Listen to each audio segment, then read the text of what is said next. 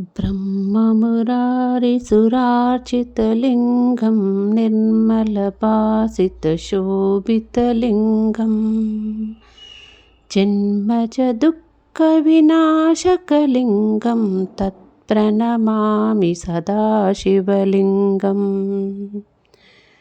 देवमुनिप्रवरार्चितलिङ्गं कामदहनकरुणाकरलिङ्गम् रावणदर्पविनाशनलिङ्गं तत्प्रणमामि सदाशिवलिङ्गम्।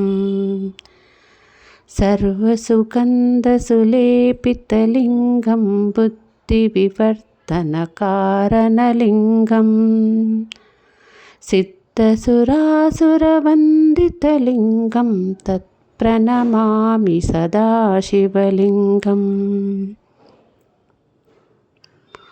कनकमहामणिभूषितलिङ्गं फणिपतिवेष्टितशोभितलिङ्गं दक्षसुयज्ञविनाशनलिङ्गं तत्प्रणमामि सदाशिवलिङ्गम्।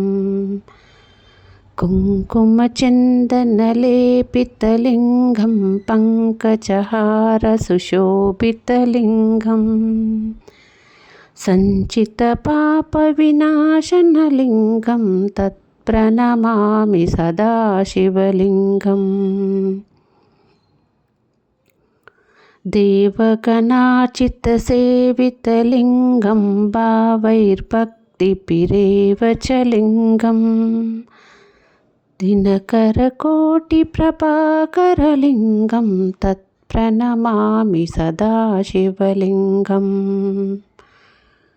अष्टदलोपरिवेष्टितलिङ्गं सर्वसमुद्भवकारणलिङ्गम् अष्टदरिद्रविनाशनलिङ्गं तत्प्रणमामि सदाशिवलिङ्गम्। सुरगुरुसुरवरपूजितलिङ्गं सुरवनपुष्पसदार्चितलिङ्गं परमपदं परमात्मकलिङ्गं तत्प्रणमामि सदाशिवलिङ्गम्। लिङ्गाष्टकम् इदं पुण्यं यः पठे शिवसन्निधौ शिवलोकमवाप्नोति शिवेन सह मोदते।